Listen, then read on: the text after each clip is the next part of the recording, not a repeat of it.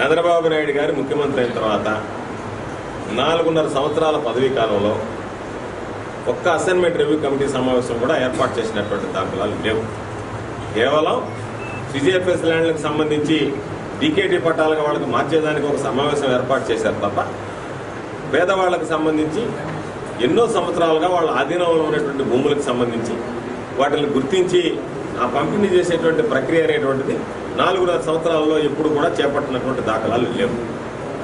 అయితే ఈరోజు హఠాత్తుగా అసలు అసెంబ్లీ రివ్యూ కమిటీ సమావేశం ఏర్పాటు చేయకపోతే నిన్న పాపం ఈ ప్రాంతానికి సోమిరెడ్డి వచ్చాడు. సరే, నేను అనేక సందర్భాల్లో చెప్పా, గ్రామాలకు ఊర్లు తెలియనటువంటి వ్యక్తి పొదలకూరు మండలాన్ని అభివృద్ధి చేశామని చెప్పుకుంటున్నాడు. రాత్రి టీవీలో చూశా, గ్రామాల పేర్లు పలకలేకున్నాడు.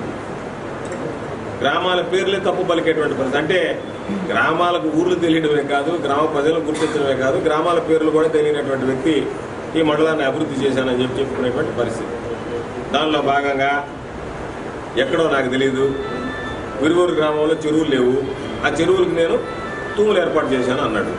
మరి ఎక్కడ చేశాడు, అది ఎక్కడ గుర్తుందో, లేదా పోయినసారి మంత్రిగా ఉన్నప్పుడు ఎక్కడన్నా చేసింది గుర్తుందో తెలియనటువంటి పరిస్థితి.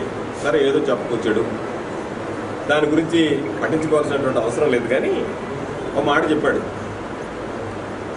సర్వేపల్లి శాసనసభ్యుడు భూ పంపిణీకి సంతకం పెట్టలేదు కాబట్టి మేము చేయలేకపోయామని చెప్పాడు.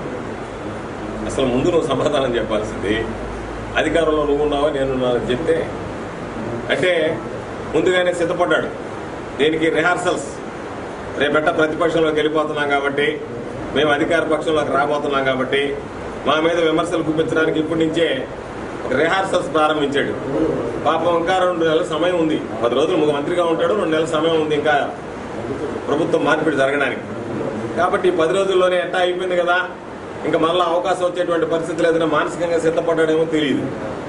తెలిసి ఈరోజు తాను ప్రతిపక్షంలో ఉన్నట్టుగా మేము అధికార పక్షంలో ఉన్నట్టుగా మాట్లాడేటువంటి పరిస్థితి.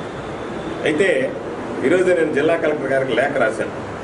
అయ్యా, 4.5 సంవత్సరాల కాలంలో ఇంతవరకు అసైన్మెంట్ రివ్యూ కమిటీ ఏర్పాటు చేయలేదు కాబట్టి వెంటనే అసైన్మెంట్ రివ్యూ కమిటీ ఏర్పాటు చేసి ఎవరైతే అర్హులైనటువంటి లబ్ధిదారులు ఉన్నారో, ఎవరైతే భూములను అనుభవిస్తున్నారో ప్రభుత్వ భూముల్ని, వాళ్ళకు వెంటనే ఈరోజు ప్రభుత్వం ఖరారు చేసినటువంటి విధి విధానాల ప్రకారం ఈరోజు మీరు వాళ్ళకి భూ పంపిణీ ప్రక్రియ ప్రారంభించండి, దానికి సంబంధించి అసెంబ్లీ రివ్యూ కమిటీ సమావేశపరచండి అని. అంటే అసెంబ్లీ రివ్యూ కమిటీ సమావేశపరచకుండానే, మాతో సంప్రదించకుండానే, అసెంబ్లీ రివ్యూ కమిటీ సిఫార్సు చేయకుండానే ఈరోజు చంద్రమోహన్ రెడ్డి చెప్పినట్టుగా సర్వేపల్లి నియోజకవర్గానికి సంబంధించి శాసనసభ్యుడు గోవర్ధన్ రెడ్డి సంతకం పెట్టలేదు అని అంటే చంద్రమోహన్ రెడ్డికి పిచ్చి పెట్టినట్ట కాదా అనేటువంటిది ప్రధానంగా చెప్పాల్సినటువంటి విషయం.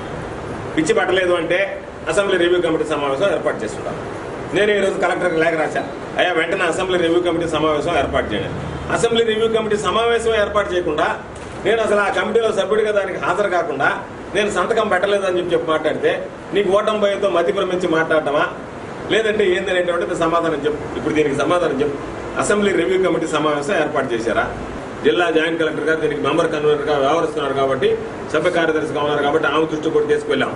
అమ్మా, ఈరోజు ఎప్పుడు జరిగినటువంటి పరిస్థితి, అసలు అసెంబ్లీ రివ్యూ కమిటీ సమావేశం లేకుండా ఎమ్మెల్యే సంతకం పెట్టలేదని చెప్పి మంత్రి గారు చెప్తున్నారు అంటే దాని అర్థం మీరు ఏదైనా సరే గోల్మాల్ వ్యవహారానికి నాంది పలికినట్టుగా ఉంది.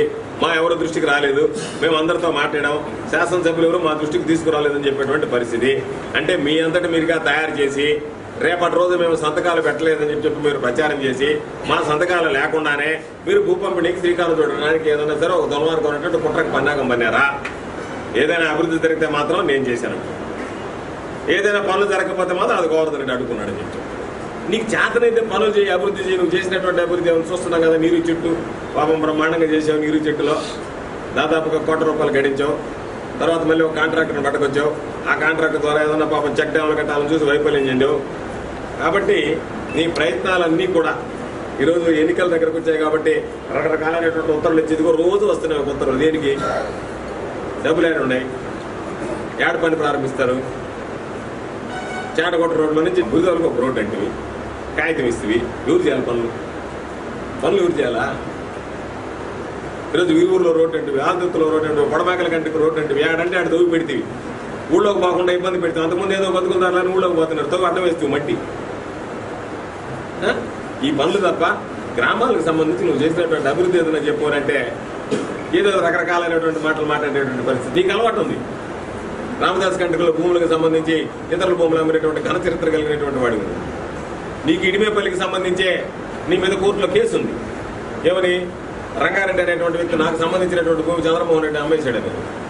కాబట్టి ఇతరుల భూములు అమ్ముకునేటువంటి చరిత్ర కలిగినటువంటి నువ్వు ఈరోజు ఈ భూములకు సంబంధించి కూడా లావాదేవీలు నిర్వహించి ఉండవచ్చు. కాబట్టి ఇప్పటికైనా మీరు అర్థం చేసుకోవాల్సింది, జిల్లా అధికార యంత్రాంగం ఏదైతే ఉందో అది వైఫల్యం చెందింది. ఈ భూములకు సంబంధించినటువంటి ప్రక్రియ ఏదైతే ఉందో భూ పంపిణీ ప్రక్రియ, దానిలో వైఫల్యం చెందింది. భూ పంపిణీ ప్రక్రియ పూర్తి చేసినటువంటి దాఖలాలు లేవు. భూ పంపిణీ ప్రక్రియ ఈరోజు ప్రహసనంగా మార్చేవాలనేటువంటి ఆలోచన ఉన్నట్టుగా కనిపిస్తుంది.